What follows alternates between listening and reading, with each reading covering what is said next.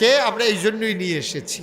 আপনারা জানেন এই দরবারটা গতানুগতিক কোনো দরবারের মতো না যে মাহফিলে আসলো ওইদিকে একতারা গরু জব করছে, হেতারা খাসি জব করছে, গরু লই আইছে, বেড়া বেড়ি একখানো খাইতে আছে, খাওয়া শেষ হইছে, সারাদিন এই বৈশা দেখা কইরা আবার চলে যাইতেছে। বিষয়টা এমন না। আমরা প্রতিটা মাহফিল থেকে চেষ্টা করি একটা মেসেজ দিয়ে দেওয়ার জন্য, আপনাকে একটা দিক নির্দেশনা দিয়ে দেওয়ার জন্য।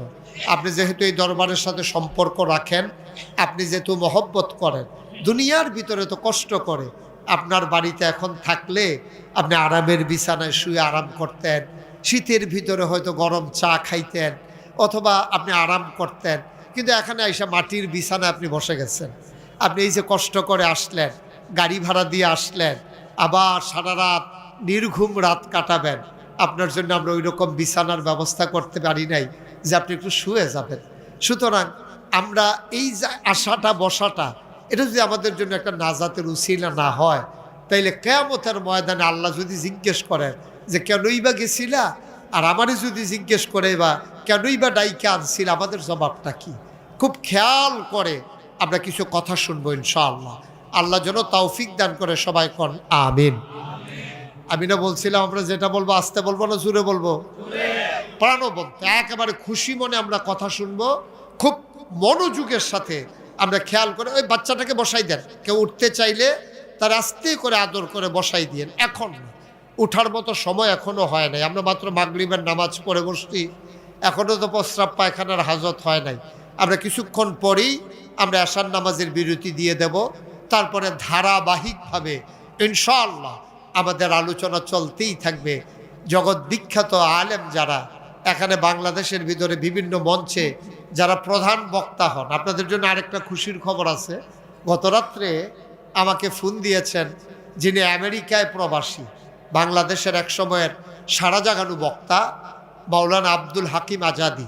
উনি আমাকে ফোন করেছেন, ভাই শুক্রবারে তো শুনলাম আপনার দরবারের মাহফিল, আমরা কিন্তু ওনাকে দাওয়াতও করতে পারি নাই, পোস্টারও নাম দেই নাই। আপনার সাথে আমার খুব ভালো একটা সম্পর্ক আছে ছিল, তো এই জন্য উনি বলছে যে আমার বড়ুরাতে মাহফিল, ওখানে শেষ করে যত রাতে হোক আমি নাগেশ দরবারে এসে সবার সামনে একটু কথা বলবো। বলে না আমিন। এর ভিতরে তো আমাদের বক্তারা তো আছেনই, ওনারা ইনশাল্লাহ ধারাবাহিকভাবে আলোচনা করবেন। আমাদের এমন বক্তা আমরা আবার আছে, এক একটা মাহফিলে এক একজন বক্তা প্রধান এই একটা মাহফিল রাখার জন্য যথেষ্ট। আমরা এই রকম অনেক বক্তা আমাদের মাঝে আসতেছেন, সবার কথা শুনবেন ইনশাআল্লাহ। আল্লাহ যেন আমাদেরকে কবুল করে। সবাই কোন আমিন। বন্ধুগণ, আমরা যারা এখানে এসেছি সবাই জবাব দিয়েন, আমরা যারা এখানে এসেছি আমরা সবাই মুসলমান। আমরা সবাই কি? জুড়ে বলেন সবাই কি? মঞ্চে যারা আছেন তারাও জুড়ে বললেন আমরা সবাই কি? যেটা আমরা, এটা তো আর স্বীকার করতে কোনো সমস্যা নাই। এমন যদি হইতো যে আমরা এটা না যদি কয়েম কিনতাম, তো এনে আপনি এটা হইলে ধুম ধরে বইয়ে থাকতেন। এটা তো আমরা হেসে হয়তো মুসলমান, এতে সন্দেহ আছে নাকি? আমরা সবাই কি? আপনি যদি কেউ জিজ্ঞেস করে আপনি কি ইমানদার, আপনি যদি কোন চেষ্টা করতে আছি, নিজে তো দাবি করি ওইসি নি জানি কি হইব, এই কথা বলা যাবে না। আপনি বলতে হবে, আপনি যদি কেউ জিজ্ঞেস করে আপনি কি ইমানদার, আপনাকে বলতে হবে আমি অবশ্যই ইমানদার। সুবহানাল্লাহ বলবেন না? এটার ব্যাপারে কোনো সন্দেহ আছে নাকি? আমাদের ইমানের ব্যাপারে তো কোনো সন্দেহ নাই, আমলের ব্যাপারে কম বেশি আছে, এটা ভেরি করে। আমাদের কেউ এর আমল কম, কেউ এর আমল বেশি।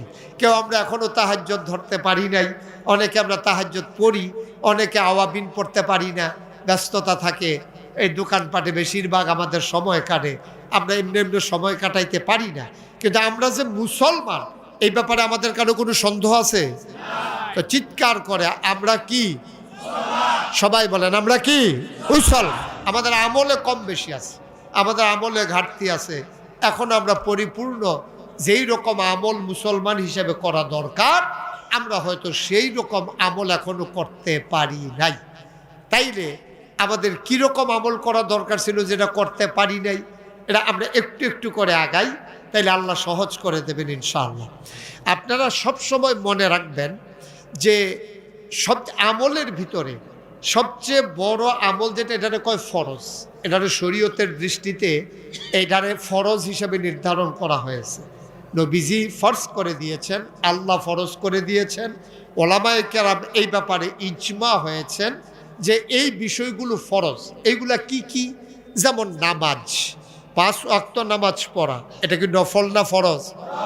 সবাই দেখছেন, সবাই আইয়ে একটা দাঁড়ানি দেয়, এটা নিয়ম আছে মাহফিল নাকি? আইয়া এই 2-4 মিনিট দাঁড়াইতে হইব, এরপরে বইতে হইব, নাহলে অসুবিধা আছে, এরকম নিয়ম আছে না? তো আমি তো মনে করছি এই নিয়ম এরা তারা পালন করতে আছে। হ্যাঁ, তারা আইয়ে একটা খাড়া দেয়, আইয়ে দৌড়তে বইয়ালো, মানে আমি আইতে এমনি দেরি হইছে, মাগরিবের পরের থেকে ফিরসা বুজুর কথা কইতে আছে, আর আমি আইতে এমনি দেরি করলাম, আবার আইয়া একটা খাড়ানি দেয়, তাহলে আমি আর কথা শুনাম কোন সময়? একটা বইয়া নিরিবিলি একেবারে দিন দুনিয়ার খেয়াল সাইডা দিয়া কথাটা শুনলে যেই মনোযোগ হয়, আপনি দাঁড়াইয়া দাঁড়াইয়া কিনে পারবেন? আপনি দাঁড়াইয়া দাঁড়াইয়া তো এটা আপনি পারতেন না তো। আপনি ওই যে ইয়ার দিকে এলইডির দিকে চাইয়া রয়েছেন, আরে আমরা হুজুরি দি শুরু হ্যাঁ নদী কতটা দেখা যায়, আপনি এই চাইতে আছেন হুজুরের কতটা দেখা যায়। এটা তো হুজুরের দূরে, আগে যে দূরে ছিল এর দূরে, এটা মেশিন দিয়ে এতটা বানাইছে, তারা মনে করছে আমরা হুজুরে বড় হয়ে গেছে। না, এটা এই হুজুরে, আগের হুজুরে। সবাই বসে পড়ে, সবাই বসে না। আমি তো বিভিন্ন জায়গায় রাস্তাঘাটও যাইতাম, লইলেও সমস্যা। আমি দেবিদ্দার একবার যাইতে আছি, তো এখানে মাহফিল আছে, আমার তাড়াহুড়া, তো এই দেবিদ্দারের এখানে জ্যামে ফুটছে গাড়ি, তো জ্যামে ফুটছে পরে আমার তো গাড়ির গ্লাস উঠানো, তো সিএনজি জ্যাম ফললে তো সব গাড়িও তো জ্যামে আটকা, তো আমার গাড়িও তো আটকা। তা আমার গাড়ি দেখা সেরা এই সাইডেরতে সিএনজিতে আমি বুঝতে আছি, একজনে আরেকজনের কয় হইছে সাও নাগেশের হুজুরে, কারে না এটা নাগেশের হুজুরের মত, হুজুরে না। তখন করছে কি, ওই মোবাইল বার করিয়া একবার আমার ফেলছে, একবার মোবাইলের ফেলছে, চাইছে পরে আমি তো বুঝছি আমার মিলাইতে আছে, আমি নি। তখন আমি তার সন্দেহ দূর করানোর লেগে আমি কিছু মিলান লাগতো না, আমি এটা এত মিলানের কিছু নাই। আহারে, এরপরেও লোকটি বয় না কেন আমি কিছু বুঝলাম না। এই বছরের মতো তৈল যে আবার প্যান্ডেল না করলে ভালো আছি, তাহলে আপনি আগে জানাইবেন না, এবার আরো টেহা বাড়াই দিয়ে না প্যান্ডেল করলাম।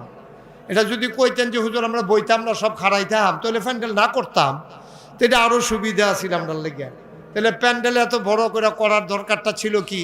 ওই যে ওইখানে ওই যে এই বেলুন নিয়ে আসছেন, এই বাচ্চা এটা সরাই দেন, এই বেলুন নিয়ে আসছে এটা সরাই দেন, ওরা পিছনে পাঠাই দেন, ওরা দূরে সরাই দেন। এটা তো খেলার জায়গা না, বাচ্চারা। আর আপনারা যারা সামনে আছেন বৈশা পড়েন, আমিন কন, জোরে কন আমিন। তা আমি যেই কথাটা বলতেছিলাম খুব খেয়াল করে শুনেন, ফরজ আমরা ফরজের জায়গায় রাখবো। আমাদের বাংলাদেশের সমস্যা কি জানেন? খুব খেয়াল করে মনোযোগের সাথে শুনেন, আমরা কিন্তু আমল কম করি না। আমরা অনেকে সৌদি আরব তাই আরে আমরা তারা যেই আমল করে, সৌদি আরবের তারা এই আমল করে না। দেখছি যে আইয়ে নামাজও খারা ফরজটা পড়ে তারা বাড়ি গিয়া ওজিফা কালাম নাই, সুন্নত নাই, নফল নাই, ওয়াজিব নাই। তারপরে গিয়া আমরা যে আমল করি, আমরা শবে বরাতের রাইতে আমল করি, আমরা মেয়ারাজের রাইতে আমল করি, তারপরে গিয়ে আমরা রোজার ভিতরে যেমনি আমল করি, আমরা আরও যে কত এই ওয়াজ মাহফিল, সৌদি আরব তো ওয়াজ নাই, আমরা সারা রাত বইয়া বইয়া ওয়াজ শুনি, কত মেহনত আমরা করি। সেই তুলনায় অন্য দেশের তারা বলতে গেলে আমলে করেন। ঠিকই আছে, আপনি দেখেন না আর কি, সৌদি আরবের তারা সুন্নত নফল তারা বাসায় পড়ে, ঘরে পড়ে, তারা ফরজ ডাইয়া মসজিদও পড়ে। মারহাবা কইতেন না? এটা নিয়ম। নবীজিও বলছেন যে তোমরা ঘরগুলাকে কবর বানাই ফেলো না। ঘরগুলাও যে এখানে যে মানুষ থাকে এটা বুঝন কেমনে? কবরে যেমন নামাজ নাই, তুমি যদি ঘরের ভিতরে কোনো নামাজে না থাকে তো ঘরগুলাতে কি করবা? নফল পড়বা, আপনি তাহাজ্জুদ পড়বেন। আপনি এটার জন্য মসজিদে যাওয়ার দরকার নাই, আপনি উঠা সেটা সুন্দর করে অজু করে আপনি তাহাজ্জুদ ঘরেই পড়বেন। কিন্তু ফজরের নামাজ আপনি কি আবার জামাতে পড়বেন? বলেন আল্লাহুম্মা আমিন। তাইলে আমরা সবচেয়ে বড় যে আমল, এটার নাম কি? ফরজ। সবচেয়ে বড় আমল কি? ফরজ। এরকম ফরজ কি কি এটি খুঁজে খুঁজে বার করবেন। এটি সবজি আমি হন আপনারা কইতাম পারতাম না। নামাজ ফরজ, 1 মাস রোজা রাখা ফরজ, হজ করা ফরজ, জাকাত দেওয়া ফরজ, যার উপরে জাকাত ফরজ হইছে, হজ করা ফরজ, যার উপরে জাকাত ফরজ, হজ ফরজ হইছে। কিন্তু নামাজ সবার উপরে ফরজ, একজন এমন নাই যে নামাজ ফরজ না। হজ এটা কম, এটা হইতে পারে আপনার উপরে হজ ফরজ নাও হইতে পারে, আপনার উপরে জাকাত ফরজ নাও হইতে পারে, এই মোবাইলটা বন্ধ করে মনোযোগ দিয়ে এদিকে বসেন। কি করতেছেন আপনি? এদিকে খেয়াল করে, শুধু আমার দিকে খেয়াল করে শুনেন। তাইলে নামাজ সবার উপরে ফরজ। তাইলে আমরা 5 ওয়াক্ত নামাজ জামাতের সাথে আদায় করব ইনশাআল্লাহ। সবাই কোন ইনশাআল্লাহ? আচ্ছা, আপনি জীবনে কোনোদিন নফল নামাজ পড়ছেন না, কোনোদিন জীবনে নফল নামাজ পড়ছেন না, এটার জন্য আপনাকে আটকাইয়া জাহান্নামে দিয়ে দেবে এমন হবে না। এই কথাগুলো আমাদের জানা দরকার। কিন্তু আপনি একটা ওয়াক্ত নামাজ ইচ্ছাকৃত ছেড়ে দিছেন, অথবা কইছেন নামাজ লাগে না। নবীজি কি কইছে শুনেন, মান তারাকা সালাতা মুতাআম্মাদান ফাকাদ কাফারা। যে ব্যক্তি ইচ্ছাকৃতভাবে খামখেয়ালির সাথে নামাজ লাগে না মনে কইরা নামাজ ছেড়ে দিল, সে যেন নামাজকে অস্বীকার করলো, আর অস্বীকার করার কারণে সে সাথে সাথে কাফের হয়ে গেল। বলেন নাউজুবিল্লাহ। এইরকম মানুষও কিন্তু বাংলাদেশও আছে, কয় যে নামাজ লাগে না, এরকম আসেনিও। আরে বেড়া, 70-80 বছর হয়ে গেছে গা, জীবনে যে নামাজ পড়ছি না, তোরতে কম খাই না, তোরতে আমি গরিব মানুষ। এ নামাজ ছাড়াই তো আমি 80 বছর ভার করে লাইলাম, নামাজ ছাড়াই তো বিল্ডিং করে লাইলাম, নামাজ ছাড়াই তো ফাস্টফুডের বাপ হইলাম, নামাজ ছাড়াই তো এটা বিদেশ মারাইলাম, নামাজ ছাড়াই তো টিনের ঘরের জায়গায় বিল্ডিং তুললাম। তুমি যে নামাজ পড়ে কুদ্দুর আগাইছ দেখছি তো, অহন তো তোমার ঘরে কুত্তা আইয়ার যায়, বেড়াটাও তো দিতে পারছো না। এরকম মানুষ আসেনিও বা কতক্ষণ আসেনি? আসলে বুঝছে না। নামাজের লোকে সম্পদের কোনো সম্পর্ক নাই, নামাজের লোকে ধনী গরিবের কোনো সম্পর্ক নাই। আপনার সম্পদ এক জিনিস, সম্পদ তো দুনিয়ার ভিতরে মুসলমানের চাইতে কাফেররা আরও বেশি দিছে, ঠিক কিনা কর? কাফেরেরা এই পৃথিবীতে যত বড় বড় লোক আছে, যত ধনী মানুষ আছে, অধিকাংশ কাফের, অধিকাংশ কাফের। আপনার অধিকাংশ মুসলমান না, অধিকাংশ হইল কাফের, বেশিরভাগ কাফের হইল ধনী। এই পৃথিবীতে যত বড় বড় বিল্ডিং আছে, এটা কিন্তু মুসলমানের না। বড় বিল্ডিংগুলা আপনার কাফের দেয়, যত দামি গাড়িগুলা কাফের দেয়, যত বড় বড় মানুষ দেখতেছেন টাকাওয়ালা পয়সাওয়ালা, তারা কাফের দেয়। যত বড় বড় এই আপনার বড় বড় কোম্পানি আছে, যেগুলো ওয়ার্ল্ড ওয়াইড কোম্পানি, বিশ্বব্যাপী, তারা অধিকাংশ কাফের। এই জন্য আমরা ফালানি গেছি তা না, তারা কাফের দুনিয়ায় 70 বছর। আর আমরা আল্লাহ আল্লাহ করে যদি দুনিয়াতে বিদায় হইতাম পারি, আর কপালও যদি জান্নাতরা লেখাই লইতাম পারি, 70 বছর দুনিয়া তারা যদি ওখানে জান্নাতও বানাইলায়, আর আমরার যে জান্নাতরা সবার শেষ লাস্ট ওয়ান, যার পরে আর কেউ জান্নাতে যাবে না, তার জান্নাতটা হবে এই পৃথিবীটার 10টা পৃথিবীর সমান। এই জায়গাটা এত জোরে তো সুবহানাল্লাহর দরকার নাই, 10টা পৃথিবী, 10টা পৃথিবী আর কি। তো এখন জোরে সুবহানাল্লাহর কি আছে কেন? তো এরতে বালা জায়গা সুবহানাল্লাহর লেগে আপনার আমি করতে কয়াম যে এই দুনিয়াটা সবার শেষে ফইলা না। কিন্তু আপনি কথা বুঝছেন নি কিইব, নাকি না বুঝনের কারণে আওয়াজ কম কিইব? সারা পৃথিবীর মানুষের ভিতরে সবার শেষে এরপরে আর একজনও জান্নাত যেত না, ওখানে লাস্ট যে বেড়ায় জান্নাতও যাইব, এবেড়ার জান্নাত রইব 10টা পৃথিবীর সমান। আর জান্নাতের 1 বিঘত জায়গা যদি আপনি কিনতেন চান, বলে আমি জান্নাতের 1 বিঘত জায়গা কিনতাম চাই, তাইলে পুরা পৃথিবীর ভিতরে বাইরে, অর্থাৎ খনিজ সম্পদ, বাইরের যত সম্পদ, আমরা যা কিছু বাড়ি ঘর, টাকা পয়সা, জায়গা জমি, তারপরে গাছপালা, তরু লতা, বৃক্ষ রাজি, গাড়ি বাড়ি, সব দিয়ে বেচা, এরপরে মাটির তলে যে স্বর্ণের খনি, লোহার খনি, তামার খনি, তেলের খনি, গ্যাসের খনি, যত মাটির ভিতরে যা কিছু, মাটির উপরে যা কিছু, সব দিয়ে বেচা যেইটি হারা হইব, এইটা দিয়েও জান্নাতের 1 বিঘত জায়গা কিনন যাইত না। জোরে কইতেন না সুবহানাল্লাহ? তাহলে জান্নাতের 1 বিঘত জায়গার দাম হইল এই দুনিয়ার ভিতরে বাইরে যা আছে সব, মনে করেন। আর সবার শেষে যে জান্নাতে যাইব, তার জান্নাত রইল 10টা পৃথিবীর সমান। সুবহানাল্লাহ কইতেন না? হেই বেড়াটায় জান্নাতে যখন যাইব, গিয়া সেরা উঠটা দেখবো ডাইনে কেউ নাই, বামে কেউ নাই, সামনে কেউ নাই, পিছনে কেউ নাই। তো জিগাইব যে আল্লাহ, আমি তো সকলের শেষটা কহ কথা, আমার জান্নাতরা যে দিছ, এখন আগে যারা আইছে তারা কোন তারা? কোমা ইমাম সাহেব হুজুরে, তারপরে গিয়ে হাজি সাহেব, তারপরে আরো বড় বড় যারা আল্লাহর ওলিরা, যারা নবীর সাহাবারা, যারা আগে আইয়া গেছে, তারা কয় তারা তোমার হেই দরকার নাই, তোমার জান্নাত তুমি তাহ। কয় তো আল্লাহ আমার জান্নাতটা কোন জায়গাটা আমার, এটা কিন্তু দেখাই দিতেন। আমার আল্লাহ রাব্বুল আলামিন বান্দাকে ডাক দিয়া বলবেন, বান্দারে ও বান্দা, সামনে তাকাও, পেছনে তাকাও, ডানে তাকাও, বামে তাকাও, গোটা যত দূর তোমার দু চোখ যায় সবটা জান্নাত আমি আল্লাহ তোমারে দিয়া দিলাম। এটা কি প্রথম না সবার শেষ? হ্যাঁ, সবার শেষের জান্নাতটা হইল এইরকম যেতে শেষ মাথা দেখতো না। তো শেষ মাথা আপনার চোখে তো শেষ মাথা দেখে কুদ্দুরা মাঠে যখন আমরা দক্ষিণ দিয়া পাত্র যখন আমরা খেলতাম নামতাম শুরু থাকতে, তখন মনে হইতো নাইগরের কাছে গিয়ে আকাশটা লাগিয়া রইছে। আসলে কি লাগিয়া রইছে? তো আমরা শেষ মাথা তো দূরে, আপনার শেষ মাথাটাও তো দূরা, আপনার শেষ মাথাটাও তো শেষ মাথার যায় না। আমরা চোখে দেখি মনে হয় যেন হেদিক দিয়া চৌবাসের দিকে লাগিয়া রইছে, হেগুল দিয়া দহিন দিয়া গিয়া নাইগরের কাছে লাগিয়া রইছে। আসলে কি লাগিয়া রইছে? যত দূর তোমার দু চোখ যায় তুমি সবটা দেখো না বান্দা, এই বিশাল জান্নাত আমি তোমারে দিয়া দিলাম, তুমি লাস্ট ওয়ান, তুমি সবার শেষ। তোমার নামাজ কাজা হয়ে গেছে, রোজা ভেঙে ফেলেছ, কিছু শাস্তি পাওয়ার পরে তোমারে যেই জান্নাতটা দিলাম, এই জান্নাতটা যদি এত বড় হয়, আজকে নাগাইশ দরবারে যারা এসেছেন আপনাদের কাছে আমার জানতে মন চায়, এই মানুষগুলো এই সমাজের ভালো মানুষ, এটা কোনো অহংকার না, গর্ব না। আপনি আপনার বাড়ি থেকে এসেছেন, আপনি মনে মনে চোখ বন্ধ করে একটা সেকেন্ডের ভিতরে হিসাব মিলান, আপনার বাড়িতে 50 জন মানুষ আছে, এই 50 জন মানুষের ভিতরে আপনি সারা মানুষ।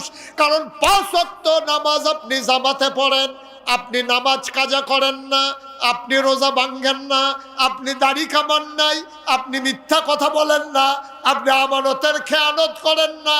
একটা বাড়ির 50 জনের ভিতরে যে ভালো মানুষটা, এই মানুষটা আজকে এই সন্ধ্যার পরে নাগাইশের দরবারে সে হাজির হয়ে গেছে। বলেন সুবহানাল্লাহ। আপনি আপনার দিয়া চান পাশের মানুষটা পাশের মানুষ, এটা বলার দরকার নাই।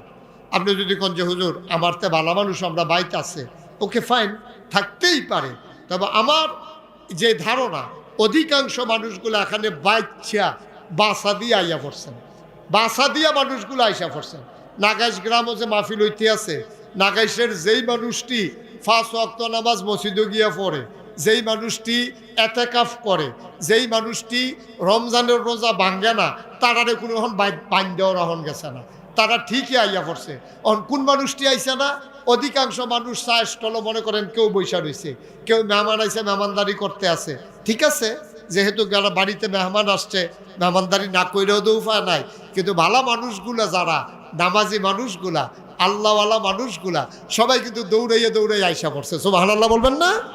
পার্শ্ববর্তী গ্রাম থেকেও ওই ভালো ভালো মানুষগুলা সারা বাংলাদেশ থেকে বাছাই করে একদল মানুষ। আহারে, কাঁটাতারের বেড়ার কারণে ইন্ডিয়া থেকে এবং ইন্ডিয়ার বৈরী আচরণের কারণে ইন্ডিয়া থেকে আবার আমাদের অনেক লোক আসতে পারে নাই। অনেকে আমার কাছে দুঃখ করছে যে হুজুর আবার বাঁচলেন, 1 বছর পরে মাহফিল, কি একটা অবস্থা হইল, আমরা সরকার যা শুরু করলো, এখন নেমে আসাটাও কঠিন, একটু কঠিন হয়ে গেছে তাদের।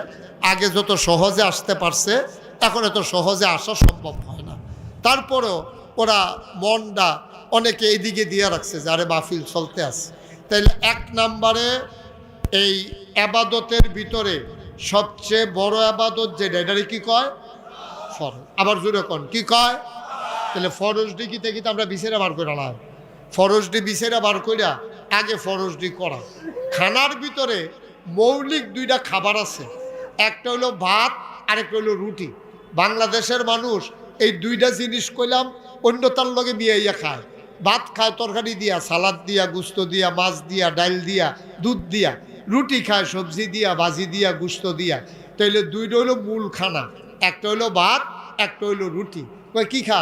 কয় সকালে রুটি খাই, দুপুরে ভাত খাই, রাত্রে ভাত খাই। ডায়াবেটিসের রুগী এখন কি খান আপনি? কয় সকালে রুটি খাই, রাত্রে রুটি খাই, দুপুরে ভাত খাই। তো হুদা রুটিও খায় না, হুদা ভাতও খায় না। তাহলে ভাত রাড়ে যদি ফরজ ধরেন, তরকারিটা মনে করেন ওখানে লগে ওয়াজিব, আর ডাইলটা মনে করেন সুন্নত, আর সালাদরা মনে করেন মুস্তাহাব। এটা দুটো দিলে বালা, না দিলেও কোনো ক্ষতি নেই, ঠিক কিনা কর?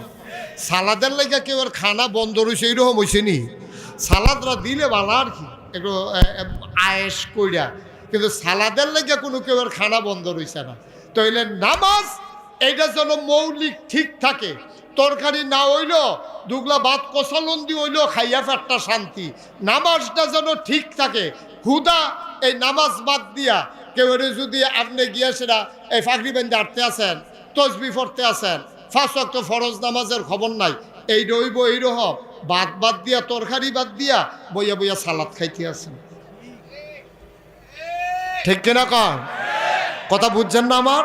বইয়া বইয়া সালাদ খাইতে আছেন। মনে করেন আমি কইলাম, ও আমার মুরিদ যারা তারা সকলে ফাগরি বান্ধেন, তো ফাগরি বান্ধন শূন্যত আমি কইয়া দিছি। আর আপনি যে কন যে আজ যদি 20 বছর হইল মুরিদ হইলা, ফাগরি তো আর বান্ধা গেলাম না, হুজুরে খালি কয় ফাগরি বানতাম, ফাগরি বানতাম, আর সকলবেলা আজ শুরু করে আলাম। আপনি করছেন কি না, মাহফিল শেষ হয়েছে, ওরা আন্দাইল গিয়া লুঙ্গি টান দিয়া সিরা ফাগরি বেঁধে লাইছেন। আমি কি এটার কথা কইসলাম?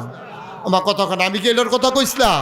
আপনার লুঙ্গির জায়গাত লুঙ্গি থাকবো, আর নইলে পায়জামা থাকবো, গেঞ্জি থাকবো, পাঞ্জাবি থাকবো, টুপি থাকবো, এরপরে না ফাগরি, ঠিক কিনা কয়?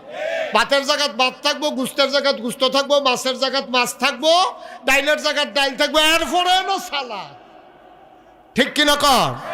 এখন আমরা তারা দুনিয়ার আমরা মনে করছি আমরা চালাক না, শয়তানে চালাক। শয়তান তো ওপেন চ্যালেঞ্জ দিয়া রাখছে, আল্লাহ তোমার এই আদমের লেগে আমার জান্নাতে বারণ লাগছে, আমি সাজদা দিছি না দেখে তো জান্নাতে বার করে দিছ, তো তোমার আদমে জান্নাত থাহে কেমনে এটা আমি চাইয়া দিতে আছি। নাউজুবিল্লাহ কইতেন না? আল্লাহ কারে বেয়াদবে কয় কিতা, আরে তুই আমার লোকে চ্যালেঞ্জ দেস, তো তুই কিতা করাইবি? কই গোনা করাম, তো গোনা করাইলে তো জাহান্নামে যাবো গা। তো কয় গোনার পরে যে আরেকটা আছে সেটা বুঝুচ্ছি তুই, কই কোনটা এটা? কয় তাই পাহাড় পরিমাণ গোনা করছে 70 বছর লাগাইয়া, মরার আগের দিন আল্লাহ ও কই একটা সিল্লান দিয়া একটা মাছির মাথার পরিমাণ পানি চোখের কোনা দিয়া ছাইড়া দিছে, নাকের মাঝামাছি এই পানিটা আসার আগে তার জীবনের সবগুলা গোনা মাফ। তো তুমি 70 বছর মেহনত করাইবে, আমি একটা সেকেন্ডের ভিতরে মাফ করাই দেন। তা আপনারা যদি কোন হুজুর এই এত কোনো কথা পাইছি, 70 বছর নামাজ রোজা কিচ্ছু করতাম না, এই মরার আগে দিয়ে তো বকরালাম, তাহলে আপনি এইটাও আমার লোকে কখন লাগবো, আপনি যে 70 বছর বাঁচবেন এটা যা কইয়া যাবেন আমার কাছে আসেনি কোনো গ্যারান্টি? আপনি 70 বছর বাঁচবেন? কন কাটা কাটা বাঁচবেন 70 বছর? যারা রয়েছে না তারা কন যে আমি 70 বছর বাঁচাম। হ্যাঁ বেড়া কয় 70 বছর বাঁচাম কি তা 80 পার হয়ে গেছে কেন? আরে পার হয়ে গেছে কত বাচ্চা গেছে, কিন্তু আমি কি মুশতাক ফয়েজি কইতাম ফারা যে আরো 20 বছর আমি বাঁচাম, 10 বছর বাঁচাম, এই কথা কইতাম ফারা?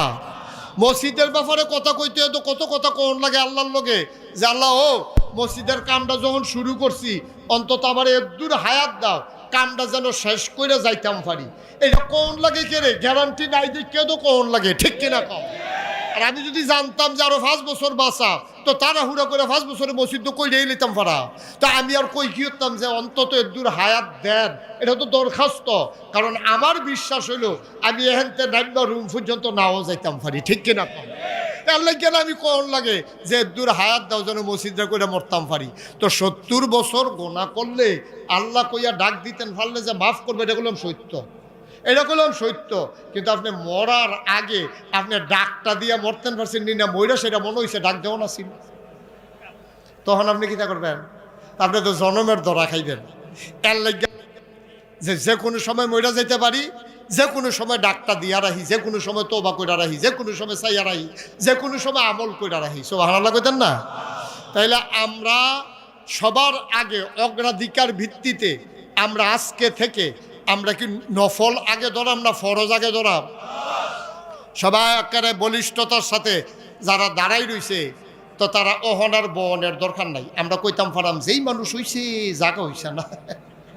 কিছু লোক দাঁড়াই থাকলে এটা কোন যে হগলে বইয়া লইলে ধর এই কথা কইতাম পারতাম না। তা আপনারা বইয়েন না আর বইয়েন না, থাক। এতবার হাদার পরেও যখন আপনারা একজনের লেগে আরেকজনের দেহে না, তারপরেও কেড়ে রয়েছে। আবার অনেক আছে জাগাতে বইয়া লাইতেছে, এটি হইল না বই না লক্ষণ। হেন তো জাগায় নাই, আপনি হেন বোন ঘিরতে আপনার বোনের মত হইলে দহিন দিয়ে আইয়েন, না হইলে উত্তর দিয়ে আইয়েন, আপনি হেন বইছেন ঘিরতে। এই সবটি লোক যদি বইতো, মাঠটা যদি কানায় কানায় পূর্ণ হইতো, ওখানে সত্য আমার কাছে এত খুশি লাগতো যে মেহনত করে যে প্যান্ডেলটা করছি, কামও লাগছে। লাগলো নিও, আপনার কাছে খুশি লাগলো নিও? এই কয়টা লোকের লাগিয়া এই খুশিটা আর আমরা পাইলাম না আর কি, আমরা আর খুশিটা নিতাম পারলাম না। কইলাম যে দহিন দিয়ে উত্তর দিয়ে জায়গা আছে, একটু আইয়া বন না ভাই, একটু বন, কষ্ট করে আইসেনে যখন একটু বন। সবাই কনা আমিন, জুড়ে কনা আমিন। তাহলে 1 নম্বরে কি নফল না ফরজ? আমার কথা কনা, নফল না ফরজ? আমরা 1 নম্বরে ফরজ করা, এরপরে ওয়াজিব, এরপরে সুন্নত, এরপরে মুস্তাহাব, এরপরে মুস্তাহসান, এমনি একটা আমরা ছাড়তাম না। তার লাগে আল্লাহর ওলি কইছিল, গোনা যারে কয় তুমি ছাইরো না, আরে কইরো না, আর সোয়াব যারে কয় তুমি ছাইরো না। সুবহানাল্লাহ কইতেন না? এটারে সোয়াব কয়, শুধু বড় চিন্তা করার সময় আমরা নাই, এটারে কয় সোয়াব। তাহলে এটা আমি করাম। রাস্তাতে আপনি হাঁটতে আসেন, রাস্তা দিয়া একটা কাদা ডাল ফিরা রয়েছে, এটার আপনি এটা দিয়ে হালাইয়া রাস্তা পরিষ্কার করে দিলে গোনা না সোয়াব? আমি এটা কইরা দেন। এটা কি ওয়াজিব না ফরজ না সুন্নত না মুস্তাহাব, এটা আমার বিচারণের দরকার কি? সোয়াব যখন আছে, আমি তো সোয়াব বিচারতে আছি। সুবহানাল্লাহ কইতেন না? এটারে কয় গোনা, এটারে কয় গোনা। ওকে যত শুরু গুণও এটা আমি করতাম না, যত শুরু গুণও আমি এটা করতাম না, আর যত শুরু সোয়াব এটা আমি ছাড়তাম না। এটা আমাদের 1 নম্বর সিদ্ধান্ত ইনশাআল্লাহ। সবাই কনা আমিন। তো আমি এহেন এই কথাটি কইতাম পারছি। আমাদের যারা পরিবার পরিজন আছে, আমাদের যারা সন্তান সন্ততি আছে, তারা তো আমার কথাটি শুনতেছে না। আপনাদের দায়িত্ব হলো এই কথাগুলা বাড়ি থেকে আপনার স্ত্রীকে বলবেন, আপনার মেয়েদের পারিবারিক একটা বৈঠক করবেন। বৈঠক করে কইবেন 5 ওয়াক্ত নামাজ ফরজ, 1 মাস রোজা ফরজ। এই 2টা আমল হইল মৌলিকভাবে ওভারঅল সবার জন্য ফরজ। নামাজ আর রোজা, নামাজ আর রোজা। নামাজ কোনোভাবে ছাড়ার সুযোগ নাই, আর রোজা কোনোভাবেই ভাঙ্গার দরকার নেই। তাহলে 2টা গেল। হজ ফরজ হইলে করবেন, না হইলে নাই। জাকাত ফরজ হইলে দিবেন, না হইলে নাই। আপনি বাচ্চা গেছেন, এটা নিয়ে আপনার টেনশনের দরকার নাই। তাইলে এখন আমরা যে এত নফল আবাদত বন্দিগি করতে আসি, এই যে জিকির আজকার করলাম, তাসবিহ তাহলিল পড়লাম, হুজুর এটি কি ফাও গেল? এটি কি কোনো কামও লাগলো না? তো এইটা এটা কি? এটা তো ফাও যায় নাই, এটাও কামও লাগছে। কিন্তু আমরা ওই যে ফরজের জায়গায় ফরজ, মুস্তাহাবের জায়গায় মুস্তাহাব ওইভাবেই থাকবে। এটার কোনো পার্থক্য করার কোনো সুযোগ নাই। আল্লাহ যেন হেফাজত করে। সবাই কনা আমিন। আমার এক পরিচিত মানুষ ছিল, উনি এখন বিদেশ থাকে। বাংলাদেশে থাকা অবস্থায় আমি উনারে কইতাম, অনেকবার কইছি, আতদৈর্য সহ কইছি, ভাই নামাজটা সাইডেন না, অন্তত অনেক কিছুই তো করেন, অন্তত নামাজটা ধরেন। কারণ কোরআন শরীফ আল্লাহ বলছে, ইন্নাস সালাতা তানহা আনিল ফাহশাই ওয়াল মুনকার। নামাজ মানুষকে মন্দ কাজ, খারাপ কাজ থেকে ফিরাই রাখে। এটা কোরআন শরীফের আয়াত। কোরআন শরীফও যেহেতু আল্লাহ কইছে, এই ব্যাপারে আমরা সন্দেহ করে কোনো লাভ নাই। ঠিক কিনা কন? কি আপনার কোনো সন্দেহ আছে নাকি? তো আমি তো মন্দ কাজ থেকে ফিরতাম পারি না, কারণ আমার শয়তান আইসা কুমন্ত্রণা দেয়, মানুষ শয়তান কুমন্ত্রণা দেয়, আমার বন্ধু বান্ধব আইসা শয়তানের রূপ ধরে কুমন্ত্রণা দেয়। আমি তো আর ফিরতে পারি না। কিন্তু ইন্নাস সালাতা তানহা আনিল ফাহশাই ওয়াল মুনকার, যেহেতু নামাজ মন্দ কাজ, খারাপ কাজ থেকে বান্দাকে ফিরাই রাখবে, সুতরাং আমরা সবাই মিলে 5 ওয়াক্ত নামাজ জামাতের সাথে আদায় করব।